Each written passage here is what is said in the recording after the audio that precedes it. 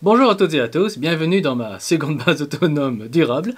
Je suis Stéphane Vivaliste et pour celles et ceux qui sont nouveaux sur cette chaîne d'autonomie et de survie, n'oubliez pas de vous abonner, de laisser un pouce bleu et d'avance, je vous en remercie. Et aujourd'hui, nous allons parler principalement de mauvaises nouvelles malheureusement, mais aussi de quelques bonnes nouvelles qui ne sont pas négligeables. Et donc on va parler plus précisément de la grande guerre qui est en cours et qui va nous plonger bientôt dans le chaos et le grand effondrement total. Bon, je crois qu'il ne nous a pas échappé qu'il y a un affrontement entre l'OTAN et la Russie en Ukraine. Il ne vous aura pas échappé non plus la grande guerre en Terre Sainte et évidemment l'huile sur le feu que met les États-Unis sur le dossier de Taïwan. Contre la Chine, évidemment. Alors, en apparence, les conflits semblent dire loin de nous, mais gardez quand même à l'esprit que l'Union européenne souhaite s'agrandir et passer de 27 à 35 en intégrant les pays des Balkans et évidemment ce qui va rester de l'Ukraine. Et disons que si l'Union européenne annexe ce qui reste de l'Ukraine, je pense que la Russie risque de ne pas accepter. Mais ce n'est pas, on va dire, le plus gros risque qui vous menace, qui nous menace. La vraie menace vient de l'affrontement entre les USA et la Chine. Et mon petit doigt me dit que ce qui se passe en Terre Sainte actuellement n'est pas étranger à cette guerre américano-chinoise ou sino-américaine. Car si on prend, on va dire, de la hauteur, on pourrait croire que les USA ont mis, on va dire, le feu aux poudres car la Chine commençait à prendre, on va dire, le contrôle de la région avec, entre autres, le succès diplomatique chinois en rapprochant l'Arabie Saoudite et l'Iran. Alors, vous vous demandez sûrement, mais pourquoi la Chine a fait ce rapprochement? Eh bien, c'est très simple. C'est pour pouvoir connecter par la mer, via la route de la soie, la Chine et l'Europe de l'Ouest. Et maintenant, on va dire avec ce conflit en Terre Sainte, le projet de la route de la soie par la mer, sous contrôle chinoise, passant, on va dire, par cette région, eh bien, est bloqué. Tout comme la guerre en Ukraine a bloqué, on va dire, l'augmentation massive de trains directs venant de Chine allant vers l'Europe. Et donc, le but des États-Unis est simple, en tout cas semble simple. C'est, on va dire, d'isoler l'Europe des BRICS afin, on va dire, de garder le contrôle sur ces colonies européennes.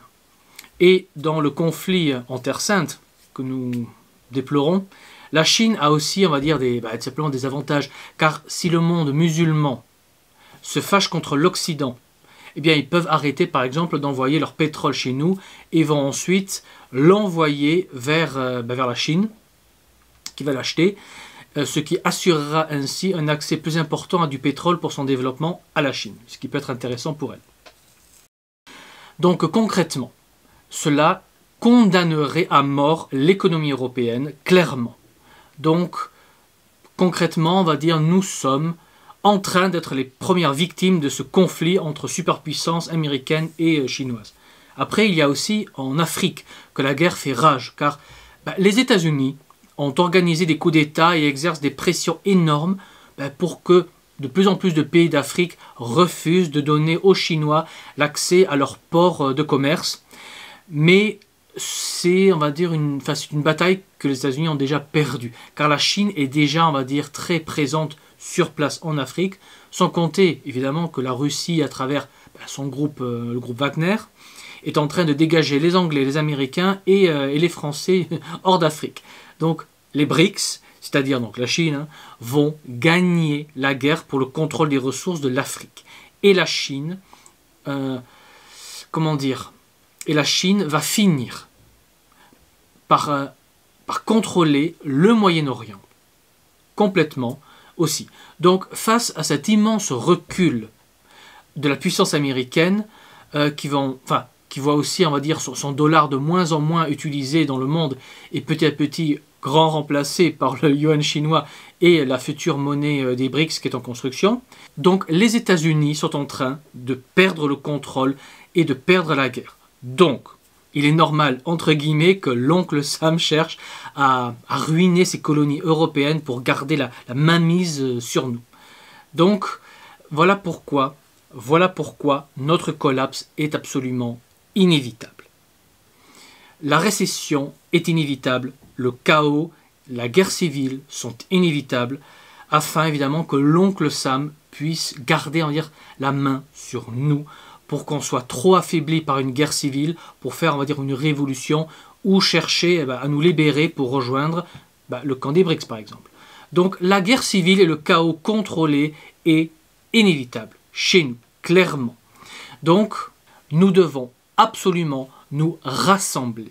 Nous devons nous rassembler en réseau pour se préparer au chaos qui commence. Donc, rejoignez notre réseau maintenant. Ensuite, dites-vous que les USA vont chercher à affaiblir ses ennemis, c'est-à-dire la Chine et ses alliés comme la Russie, ce qui explique le conflit en Ukraine où on se bat jusqu'au dernier Ukrainien. C'est pourquoi il y a un immense conflit en Terre Sainte qui bloque complètement, on va dire, le travail chinois pour établir et contrôler un couloir commercial maritime passant par cette région, sans compter que les USA obtiennent ainsi qu'Israël va rester dans leur giron au lieu d'envisager d'aller dans le camp des BRICS. Donc, comme ça, ils consolident leur précaré. Bon. Mais comme l'Iran est dans les mains de la Chine, cela, on va dire, ne m'étonnerait pas, enfin quand on réfléchit, cela ne m'étonnerait pas que la guerre s'étende en Iran et on sait déjà qu'une flotte américaine et une armée américaine sont déjà sur place, prêts à intervenir au moment tout simplement où je fais cette vidéo. Et donc, le but, si on se dit les choses, le but est simple. Le but serait de faire reculer l'influence chinoise par le chaos, car si l'Iran est à feu et à sang, bien la Chine ne pourra plus contrôler cette région. Donc il est à craindre que partout dans le monde, il y ait de grandes déstabilisations afin de faire reculer la Chine. Il est même possible que pas simplement que des pays des BRICS implosent sous des révolutions ou autres. Alors ce n'est pas impossible. Ou bien on peut avoir évidemment des scénarios comme une guerre entre le Pakistan et l'Inde, comme tout simplement des coups d'État d'extrémistes qui vont dégager les Chinois d'Afrique par exemple. Et bien entendu, les USA vont mettre de l'huile sur le feu à Taïwan pour affaiblir la Chine. Et il est très possible que les USA fassent tout simplement assassiner des personnages comme le prince Mohammed Ben Salman, qui règne en Arabie Saoudite, car il s'éloigne trop des USA et se rapproche un peu trop des BRICS au goût des États-Unis. Bon, donc ça pue pour lui. Donc le conflit entre les États-Unis et la Chine semble mettre le monde à feu et à sang. Donc nous en Europe, on n'évitera pas le chaos économique. On n'évitera pas la guerre civile, ethnique et religieuse. C'est pourquoi vous me voyez porter le Sacré-Cœur des Vendéens, parce que pour montrer que je suis dans le camp franco-chrétien. Bref, si on revient un moment au conflit israélo-palestinien, qui nous préoccupe actuellement, eh bien on peut dire qu'on voit déjà le conflit de la Terre Sainte s'exporter chez nous, car une partie active de la communauté musulmane, avec leur dhimmi des partis de gauche, vont peut-être vouloir s'attaquer aux Juifs et forcer la France à lutter pour la Palestine. Je vous rappelle, un petit fait, que c'est en France que vous trouvez la plus grande communauté, la plus large communauté juive d'Europe, c'est-à-dire 500 000 personnes, et c'est également en France que vous trouvez la plus grande communauté musulmane d'Europe.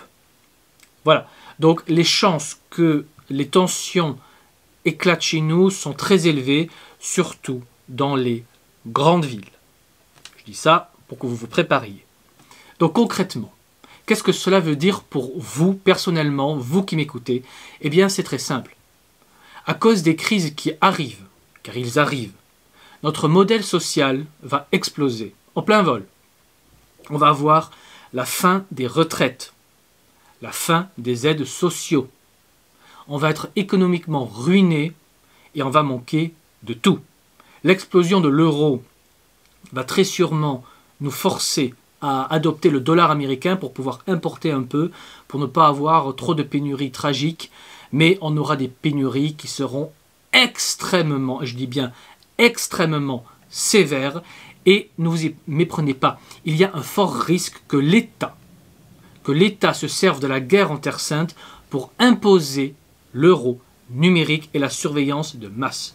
Et oui, car il est possible que des terroristes pro-palestiniens fassent des séries d'attentats en masse, en France comme en Europe, et donc on devra interdire l'argent liquide parce qu'on sait tous que le liquide finance le marché noir et les terroristes.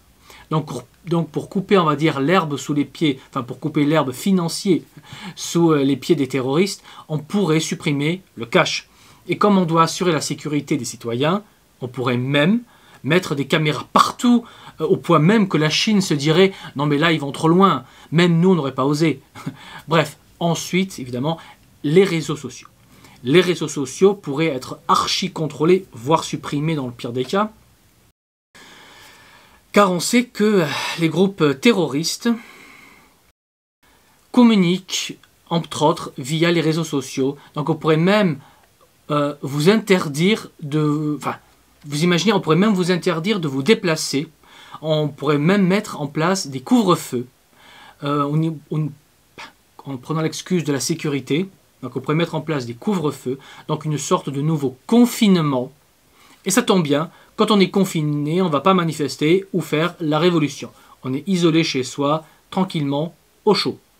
Donc en gros, grâce ou à cause du conflit en Terre Sainte, l'État a les excuses, enfin même les excuses en or, toutes ces excuses sont prêtes à l'emploi pour pouvoir définitivement vous priver de vos dernières libertés et pour mettre en place un État policier total. Et honnêtement, tout est en place pour cela. Et je pense que même les plus optimistes des moutons pro-Macron, doivent le réaliser. C'est trop voyant maintenant. Honnêtement, c'est trop visible. C'est trop massif. Et donc, un tel durcissement qu'on pourrait subir nous mènerait à un chaos social et à une guerre civile qui serait assez sale et qui va justifier évidemment encore plus de contrôle et encore plus de répression des opposants et des dissidents, et l'État commencera par s'attaquer aux personnes isolées dans leur bad, espérant passer sous les radars, mais ce seront justement eux qui seront visés en premier par l'État, car ils seront seuls, isolés et sans réseau. Ce sont donc des cibles faciles, prêtes à être dégommées. Donc, plus que jamais, je dis bien plus que jamais, nous devons nous organiser, nous devons nous rassembler dans un grand réseau comme notre réseau, car nous devons pouvoir organiser un système parallèle de production, de distribution, d'entraide, afin simplement de pouvoir tenir le temps que le grand collapse détruise et emporte tout sous son sinistre passage, car les États-Unis et la Chine finiront eux aussi par imploser à un moment donné.